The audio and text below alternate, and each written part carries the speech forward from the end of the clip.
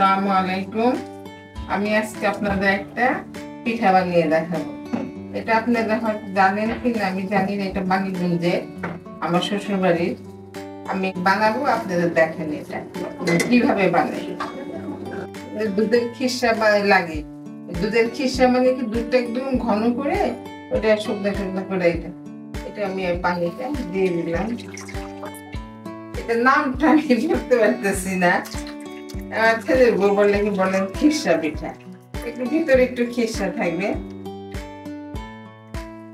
একটু পানি দিয়ে দিলাম।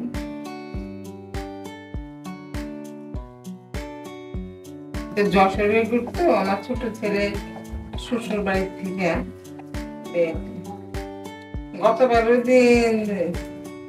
গতবারও দিয়েছে, এবারও দিই। আগে তো মানিকগঞ্জ থেকে আসতো, আমার হাজবেন্ড যখন বাজার ছিল মানিকগঞ্জ থেকে ঘিউর ঝিটকার থেকে আসতো। এটা লবণ না ছাড়া তো ভালোই লাগবে না। আগে তো লবণ খেতাম না। আগে মানুষের লবণ দিত, আমি বলতাম আল্লাহ মিষ্টির মধ্যে কিভাবে লবণ দেয়। এখন আমি লবণ দিই, দেখি লবণ দিলে ভালোই লাগে।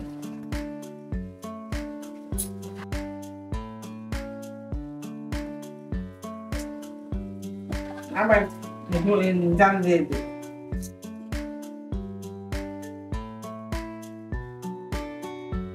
দুধ দিয়ে দিই।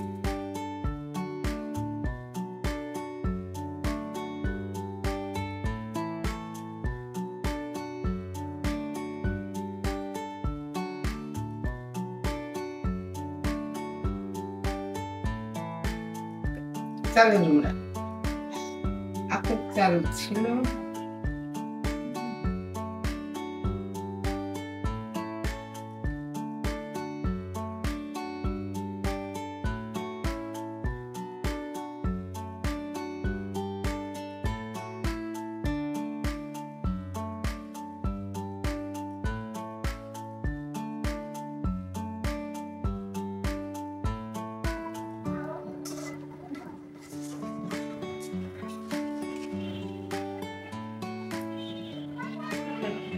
মিষ্টি কম হয়েছে।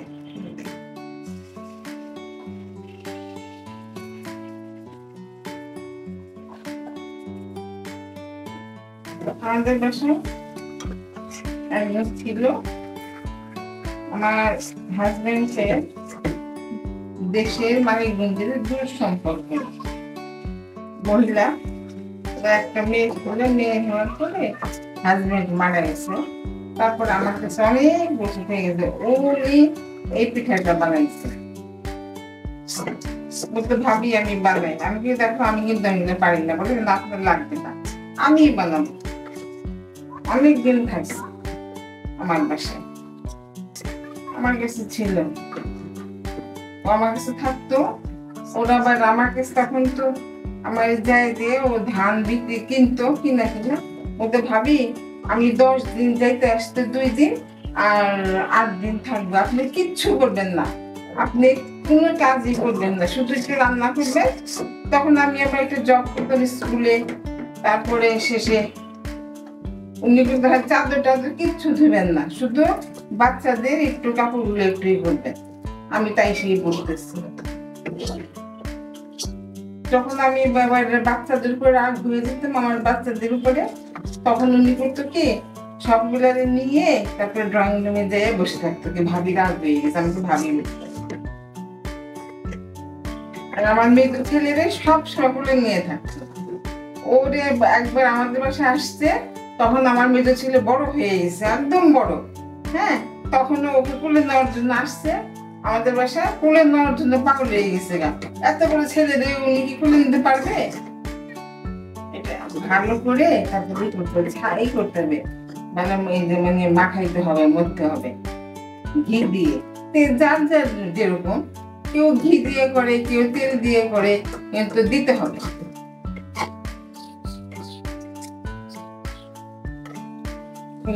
অনেক পিঠা বানাইতো। আর মেয়ে ছেলে ও বলতো ফুপু পিঠা খাবো, আমার কাছে আসতো সাইদের মা। ভাবি আমি তো বুঝতাম নিশ্চয়ই পিঠা বানাবে, আমাকে দেখো শাহিদের মা, আমি কিন্তু এগুলা পারবো না। ভাবি আপনার কিচ্ছু করতে হবে না, আমি করবো, আপনি শুধু আমাকে অর্ডার দেন। পরে শাহিদের মা শাহিদার নিয়ে, ওরা আমার যে ভাগ্নি ছিল, এই যে ওর নাম ছিল নূরজাহান, আমরা নুরি করে ডাক্তার। নুরি আবার, ও আবার এই যে হোম ইকোনমিক্সে পড়াশোনা করতে আমার কাছে থাকতো। ওর বাবা হলো এই যে আপনার বরিশালের ওসি ছিল। তো ও ঢাকায় চলে এসে আমার বাসায় থাকতো। ওই তখন মাঝে মাঝে ও হোস্টেলেও থাকতো, মাঝে মাঝে বেশিরভাগই আমার কাছে চলে আসতো। ও হোম ইকোনমিক্সে পড়তো। ও এখন ঢাকায় থাকে, এই যে শ্যামলীতে। আমার ভাগ্নিরা, ভাগ্নি, ওরা আমাকে খুব পছন্দ করতো সবসময়। যদি আরো মামাদের বাসায় যেত, যাইয়া আসতো আমার বাসায়, আইসা বলতো, আমি কি শাহজাহান তুমি কি খাবা ভাইলা, ভাত খাবা? বলে কি দেন। আমি কেন, আরেক মামার বাসায় গেলে খাই আসো নাই? ওরা মামি, আপনার বাসায় না খাইলে আমাদের পেট ভরে না, আমরা আপনার বাসায় খাবো। আমাকে খাওয়া নিয়ে তো সমস্যা নেই, তুমি খাও। ওরা আমার কাছে বেশিরভাগে থাকতো, মাসের পর মাস আমার কাছে থাকতো ওরা। আপনাদের সাথে অনেক গল্প করলাম, এখন এটা আমার হয়ে গেছে। আবার পরের চ্যাপ্টারে আমি আবার আসবো। এই যে আমি, এই দেখেন, এই যে এটার মধ্যে ঘি দেওয়া, আমি এগুলোর মধ্যে সবগুলোর মধ্যে ঘি দিয়ে ভালো করে করছি, তেল দিয়ে না। এটারে এইভাবে করে, এই যে এটারে এভাবে করে, এই দেখেন একটু ফাটলো কিচ্ছু হবে না, পাতলা হবে। এই যে এটা করে তারপরে ধরেন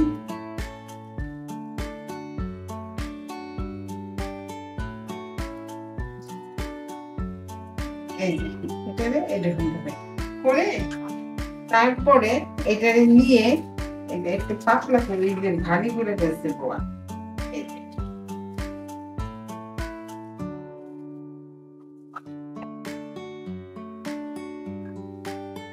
তারপরে আমি এটার মধ্যে এই যে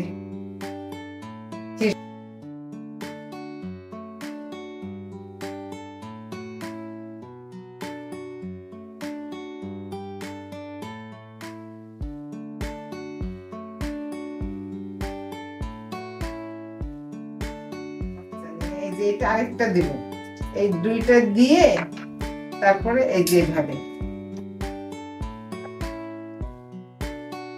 আগে তো ঘি দিয়েই ভাজতাম, এখন তো ঘি খাওয়া ভালো না, তারপর আগে তো ভেজাল ছিল না, করা গেছে, এখন তো আর সেগুলো নাই। এই যে তারপরে এই দেখতে, তারপরে এগুলো কি করব সেটা আবার আপনাদের দেখাবো।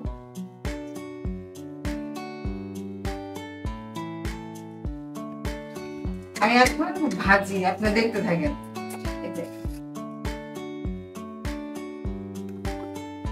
এই যে আমি এখন এগুলা মানে আরো হয়েছে, এগুলা এখন তেলের মধ্যে ভাজবো। আমি একবার আমার ছেলের অস্ট্রেলিয়াতে আমি অনেকগুলা পিঠা বানিয়ে নিয়ে গেছিলাম। তারপরে যারা যারা খেয়েছে ওরা সবাই পছন্দ করছে। আমার ছেলের জন্য কাবাব বানিয়ে নিয়ে গেছিলাম।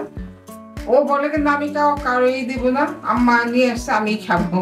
তারপরে সবাইকে দিই, সবাই আমার হাতে একটা পছন্দ করে। সবাই তো আমাকে চিনে, আমি তো অনেকবার গেলাম ওখানে, সবাই চিনে, ওরা আমার হাতে রান্নাটা পছন্দ করে। একবার সবজি রান্না করে দিছি, ও আমার ছেলের বড় ফ্রেন্ডরা, ওরা তো একসাথেই জব করে, বলে কে রান্না করছে, বলে কি আমার শাশুড়ি মা, বলে কি আবার নিয়ে আসবি।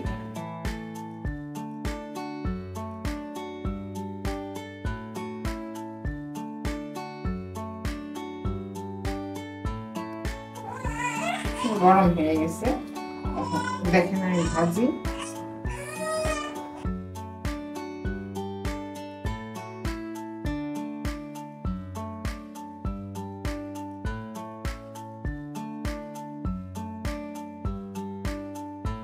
এটার মধ্যে শুধু ওই যে দেখালাম না, দুধ বেশি করে দিতে, তো আমি গুঁড়া দুধ দিলাম, আবার গুঁড়া দুধ দিয়ে একটু করছি, ভেঙে নিছি।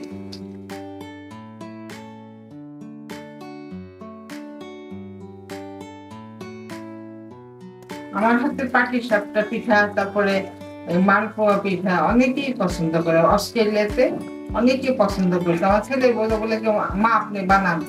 আমি কি আসলে কি মানে এখানে তো অনেকেই ধরে বা যাই হোক হেল্প করে, ওখান তো সেটা না, বউ তো চলে যায় জবে।